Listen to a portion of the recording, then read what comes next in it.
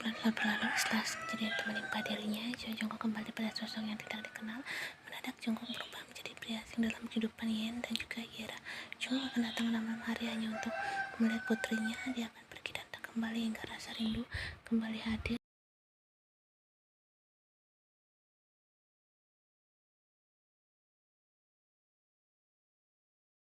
Karena hal itu pula hubungannya dan Yen menjadi renggang. Jongkok benar-benar menjauhi mereka. Dia takut dan belum siap jika salah satu dari separuh nyawanya diambil oleh Injung. Jongkok sangat mencintai Yen, sementara Yera putranya masih sangat kecil untuk dijadikan sebagai korban keserakahan dari Injung.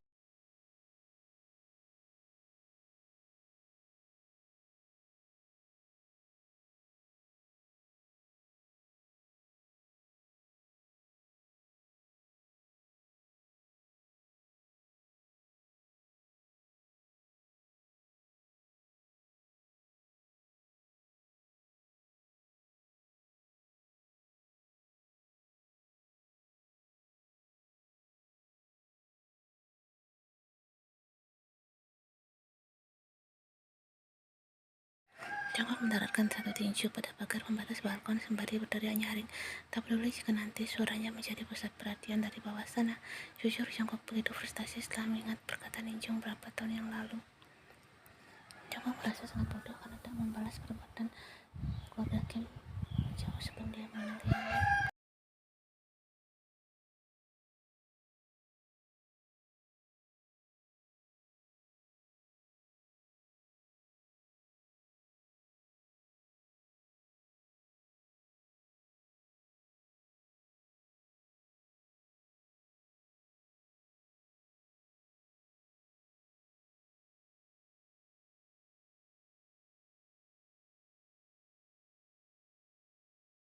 Seandainya saat itu keluarga Kim bersikap lebih rendah diri dan mau minta maaf, mungkin hal ini tak akan pernah terjadi dalam kehidupan Jongkok semakin rumit. Jongkok tidak pernah cerita jika Chun Li memiliki kecantikan yang abadi. Jongkok sendiri tidak ingin mempercayai hal seperti itu. Namun terlambat Yen untuk pertama kalinya, Jongkok sadar bahwa Yen memang memiliki kecantikan abadi.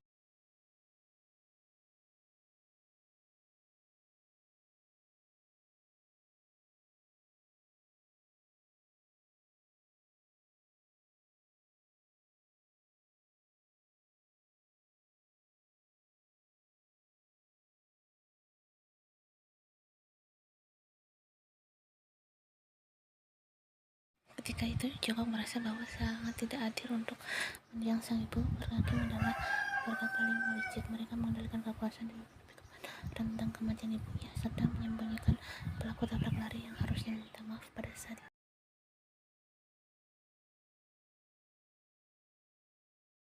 Kemudian pada usia 25 tahun, Jongkok bertemukan dengan seorang wanita tua, namun wajahnya masih terlihat muda. Tepat di jalur kecelakaan ibunya, wanita itu bersama pria muda yang dia kenalkan.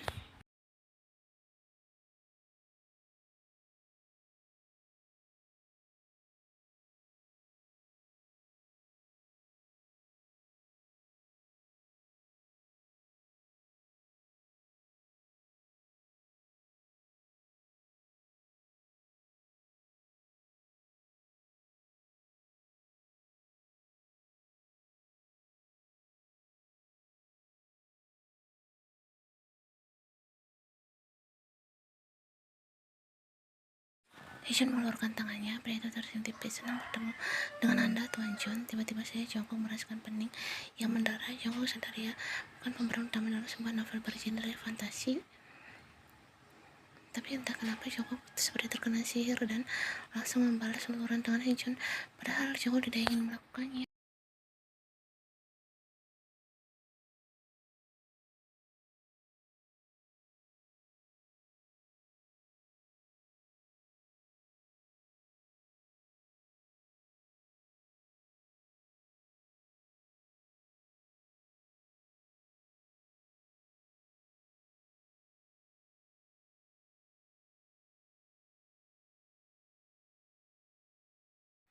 Anak muda, aku bisa melihat emosi di matamu, memendam semua rasa sakit bercampur dalam kurun waktu yang sangat lama, dan itu terasa begitu menyiksa. Bukan begitu? Tembak Injung, sialnya, ya tepat sasaran. Dia mengetahuinya dari Hee-jun, putranya sangat ahli dalam membaca wajah seseorang serta gerak-gerik mereka, termasuk menghipnotis seorang. Jongkok percaya Hee-jun bukanlah pria yang bisa dianggap remeh oleh orang lain.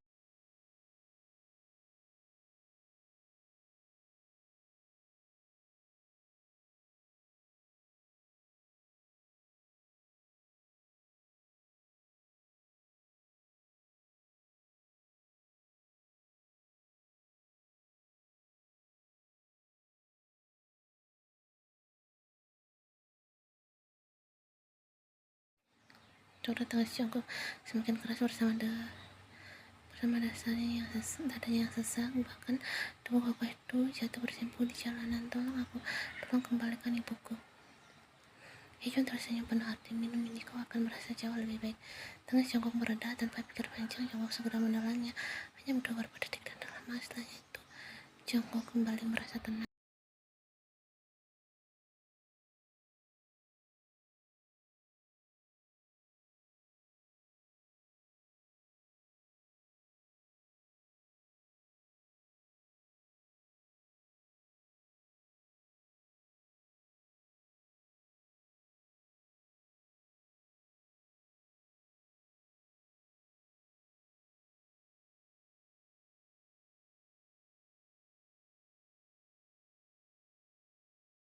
Kau ingin membalaskan dendammu, Jongkok? Tanya Hee-jun, namun itu terlalu mudah untuk Hee-jun. Dia jelas mengetahui semua hal tentang Jongkok. Setelah mengingat kejadian di masa lalu, Jongkok pun mengangguk tanpa ragu. Ya, aku ingin balas dendam atas kematian ibuku. Kim Tae-yong harus merasakan apa yang aku rasakan. Aku ingin orang-orang yang ada di sekitarnya juga merasakan hal yang sama. Aku hancur karena dia.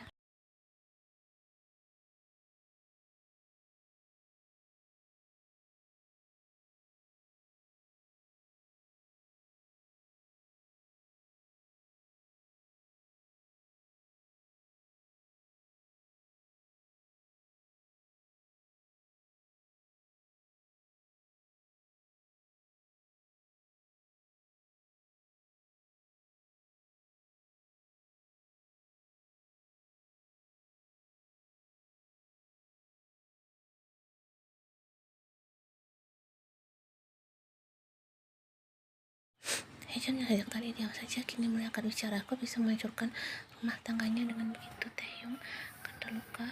Lakukan apapun yang kau inginkan, tapi kau harus ingat satu hal. Pria muda itu mengelola nafasnya pelan. Jangan sekali-sekali kau menggunakan perasaan saat berhadapan dengan YN.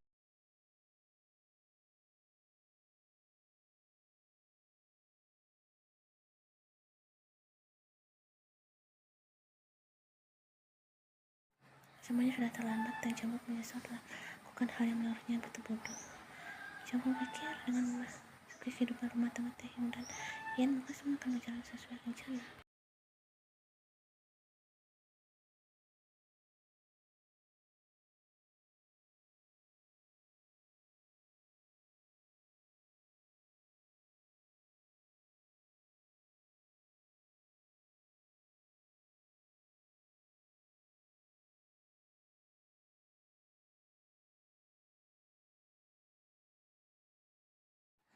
Jongkok menatap cenderung bangunan-bangunan pencakar langit yang berada tak jauh dari apartemennya. Jujur, ini rasa begitu sulit. Jongkok tidak yakin bisa melewati semuanya. Bunyi berpintu apartemen menyadarkan Jongkok dari lawanan panjangnya. Apa itu? Melihat jam tangan Rolex yang melingkar indah di pergelangan tangan kirinya. Pukul 11 malam, siapa yang datang di jam segini?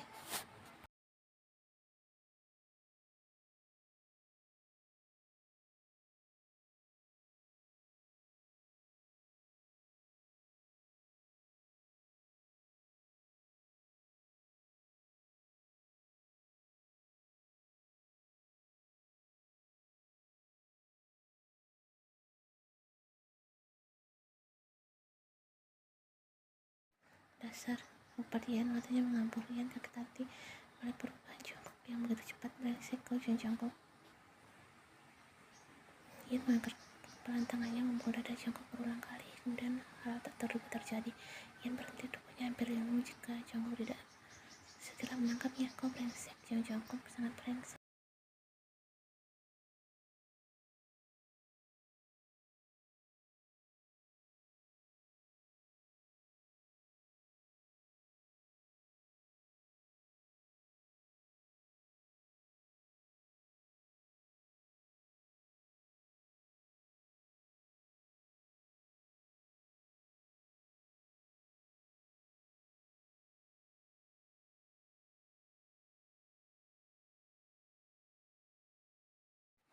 Ian adalah tipikal wanita yang seperti itu, yang membutuhkan kepastian jika benar Jungkook datang hanya untuk menyakiti, maka Ian siap untuk melepaskan. Sebab Ian tahu bahwa seorang wanita tidak harus tertindas apalagi bertekuk lutut demi pria yang hanya datang memberikan cinta palsu.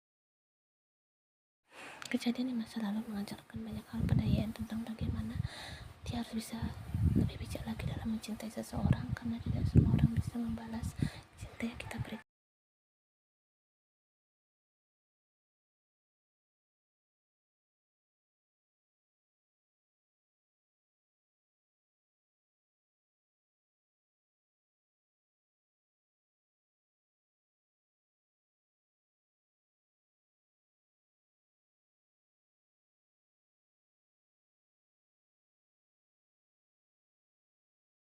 Terima kasih sudah ada dalam hidupku. Besok aku akan membawa Ira. Rumah yang kau berikan tidak pantas untuk kami berdua. Aku akan kembali ke rumah ayahku sekali lagi. Terima kasih telah ada dalam hidupku, Jun Jungkook. Dia mengungkap sebentar di depannya juga hanya dia mematung. Tidak tahu harus mengatakan apa. Ini terlalu mudah bagi mereka. Permisi, aku kami pulang. Jungkook kasih diam, bahkan saat Ian sudah melangkah pergi.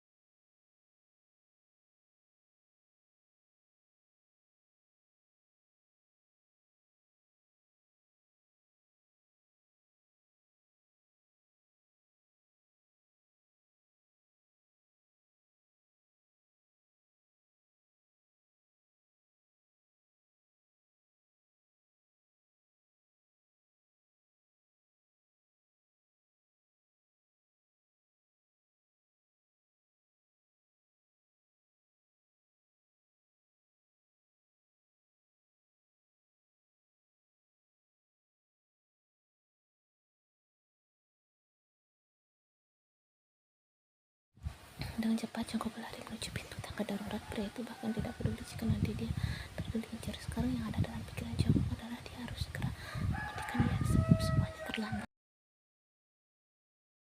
Dia berdagang. Jungkook berhenti, nafasnya tersengal-sengal. Jungkook tak pernah melakukan hal gila seperti ini, apalagi karena seorang wanita. Mungkin bagi pria hal-hal seperti pasti sangat menyebalkan.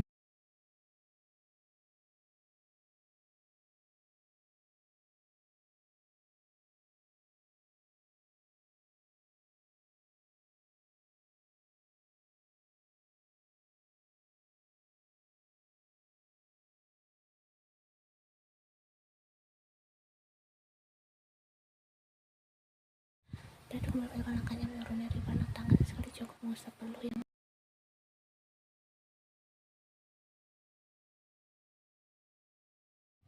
sementara di sisi lain, Ian baru saja tiba di lobi apartemen. Beberapa orang terlihat ada yang seorang diri, ada yang bersama pasien mereka masing-masing. Semua menangkap keluar dari reaktif. Ian menarik nafas dalam-dalam.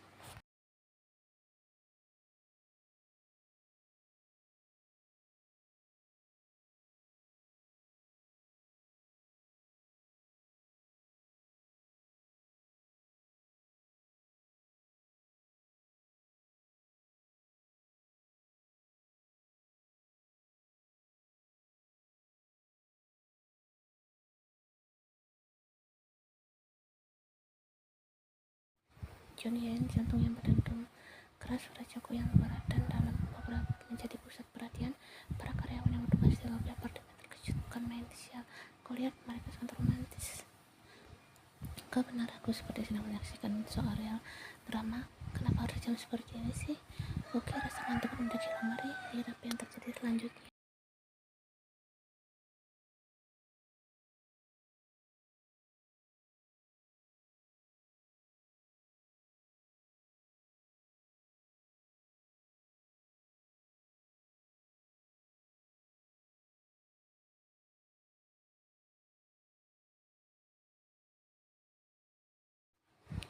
Ian memejamkan mata sambil menghela nafas pelan, siap untuk kasih saja pergelangan tangannya tidak ditarik hingga tubuhnya memutar dalam sekali gerakan. Kedua telapak tangan Ian berakhir di lengan Jungkook dengan bibir mereka yang saling menempel.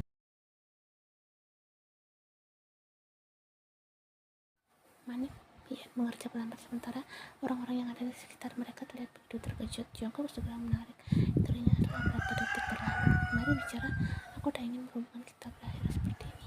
Aku tidak akan kemana-mana.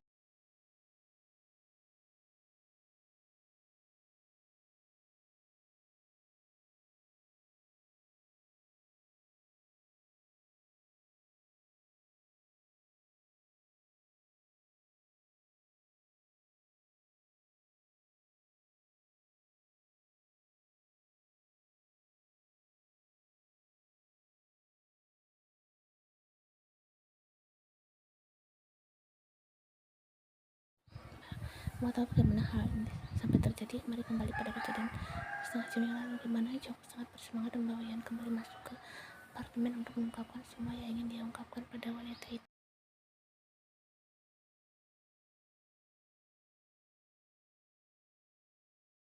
Awalnya memang biasa saja, tapi suasana mendadak canggung ketika ia melepaskan kot yang senantiasa menutupi tubuhnya, merasakan market dress yang memperlihatkan sedikit pada kaki.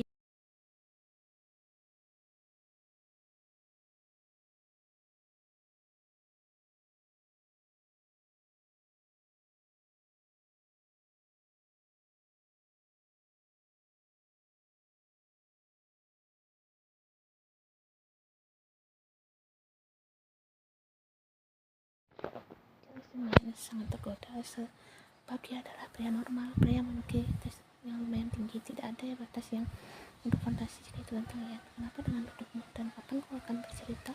Cecar Ian. Dia tidak sabar sekaligus gemas menanti penjelasan Jongko.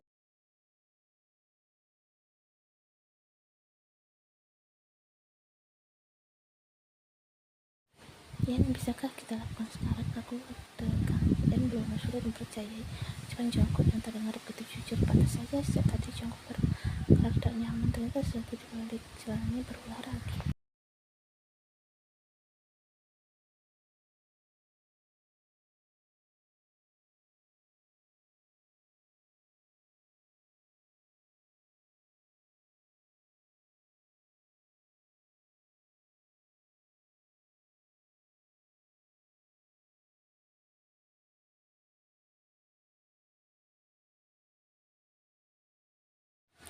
Ian menggeleng, tidak ingin beranjak dari sofa. Wanita itu masih memperlihatkan posisinya duduk dengan kaki yang menghilang sambil bergoda-goda. Dia dangkal sekali. Jika aku bilang tidak, berarti aku tidak mau. Dia tidak akan pernah mau paham. Aku sungguh tidak paham. Ayolah Ian, sekali saja. Jongkok mengerucutkan bibirnya. Dia terlihat sangat manis. Aku janji akan mendapatkannya, tapi nanti saat aku mendapat.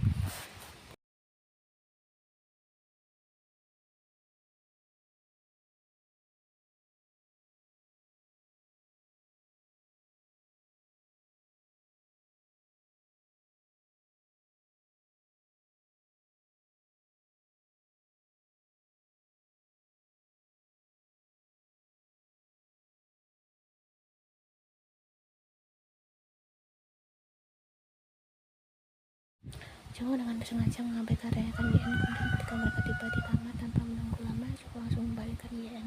Kau terlalu keras kepala sayang, bagaimana menjadi istriku nanti? Jongkok berucap sambil pun Ian merasa itu adalah kesempatan bagus. Segera membuat posisi hendak merangkak turun dari sisi sebelah ranjang, namun belum ada apa-apa. Jongkok sudah menahan.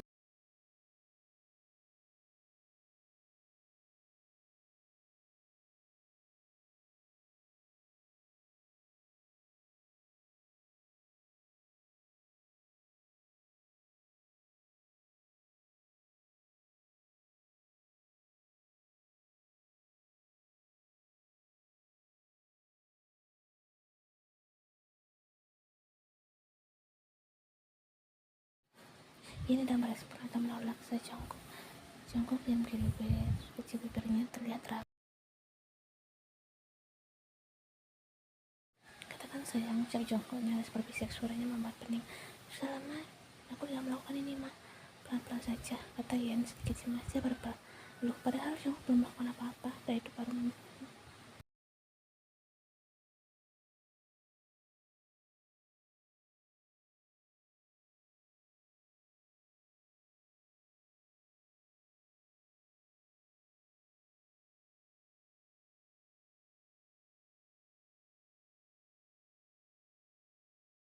aku mulai sekarang ya. Ian mengangguk pelan sambil kedua telapak tangannya dia letakkan di bawah koko Jongkok. Good girl. Pelan Jongkok mulai bermain dalam ritme yang cukup pelan. Jongkok ingin melihat wajah Ian saat mereka bermain. Nah, tidak, bilangnya.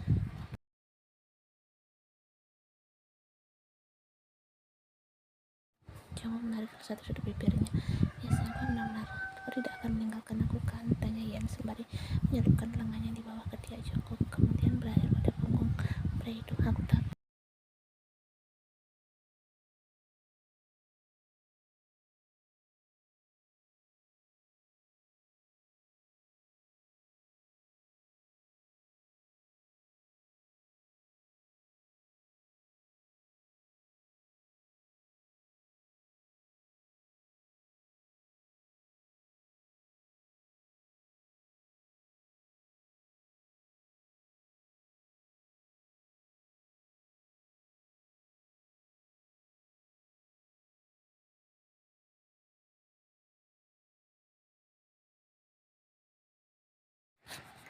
Jongkok cintaku, kau sangat cantik, aku mencintaimu.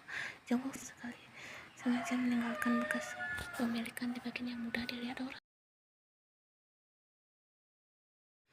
Sama halnya dengan Jongkok, yang juga merasakan hal yang sama. Kenikmatan duniawi ini membawa mereka lebih jauh lagi daripada sebuah kegilaan. Bahkan secara terang-terangan Yen sama Jongkok ketika mereka sama-sama, Jongkok tidak sengaja dia. Terima kasih, Jongkok berbisik ke telinga Yen ketika dia membaringkan diri di samping wanitanya, tak lupa menutupi mereka. Yen berbalik sengaja memeluk Jongkok untuk menghilangkan rasa rindu yang selama sebulan ini bersarang dalam dirinya. Jongkok, kau sudah mendapatkan keinginanmu. Sekarang katakan padaku, kenapa kau menghilang secara tiba-tiba? Kau membuat aku ketakutan.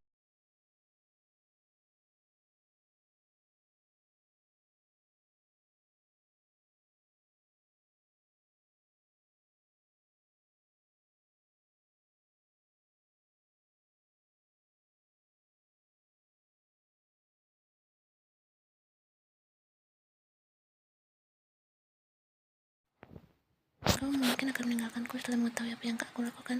Kenapa? Tanya Yani menatap dalam keman kecil agar Jongkok. Aku yakin kau orang baik. Jongkok lalu udah samar memanfaatkanmu.